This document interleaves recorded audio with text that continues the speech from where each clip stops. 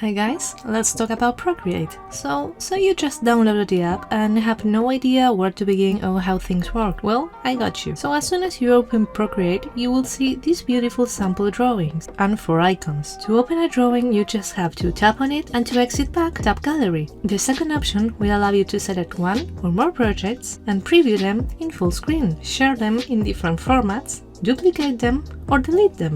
Then you have the import option. This will allow you to import files or images from your tablet and edit them here, like a Photoshop file for example. Finally, photo is to import an image. The most important button is this plus sign here. This will let you create a new canvas to paint. Depending on your iPad, you might be more limited to the amount of layers you can use. For sketching, I use screen size. For portrait, 4K by 4K. If you want to customize your project, tap here. Here you can pick your canvas dimensions and DPI, and it will show you how many layers you can use. The lower the resolution, the more layers you can use. But you can always merge them. I'll talk about that in a minute. You can also choose the color profile. The default is very good. If you are into posting time lapses, make sure you use 2K and good quality. If you can in your videos, it will look fantastic. And here you can choose your background color. You can always change this later on, so don't bother much with this. Most likely you will find 1 or 2 settings you like the most, and you will end up using them more than others, so don't worry much about this part. Now to the project. When you finally open your canvas, you just have this and think, great, where do I start? Well, first of all, this brush icon is your brush. Once you tap it and it's blue, your brush is on. If you tap it again, your brush options will show up. Take your time, try them all out. If you can't find one you like, I did a video on how to download more. To exit the menu, tap on the screen and get to drawing. To make your strokes thinner or thicker, move this slider up or down. If you want to change the opacity of your stroke, move this slider. But what if you want to delete a stroke? Well, you have the undo and redo arrows. Make sure you never exit a canvas without undoing what you wanted to undo, because there is no taking backsies. You can also use an eraser. Tap once to activate and tap once more to open the options. Here you will see all the eraser. All the brushes you have can be used as erasers. Now, this finger here is to smudge. If you use it, make sure to use it with the right brush for your painting and start with a low intensity. You can change this in the opacity slider. The 2 squares here are to access the layers. You start off with a background color and a layer 1. To add a layer, you click the plus sign. As you can see, the layers have a check mark. This is to indicate if the layer is visible. The letter indicates the type of layer it is. Just like other digital programs, you can have normal, lighten, screen, color dodge, add, etc. options. Wait, let's upgrade this a bit.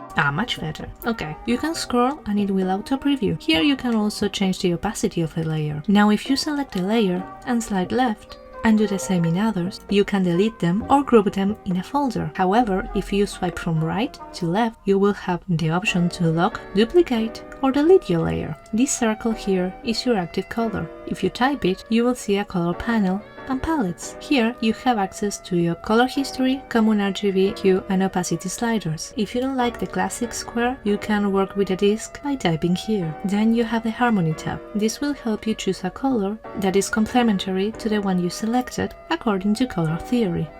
Here, in the values, you can custom make your color in more detail or just type the hexadecimal code for your color. And lastly, in palettes, you have, well, all your palette. For accessibility, you can use your cards that say the name of the colors, which are not 100% right, but can help a lot. Before I continue, I want to mention the most basic tap gestures you will use. Hold one finger to color pick, 2-finger tap at the same time to undo, 2-finger pinch to zoom in and out, and fast release to fit the screen. Then here on the left we have the arrows that allow you to select. From that selection, you can use the snap ruler, flip horizontal, vertical, rotate, undo, free transform, change size, distort, and wrap your selection.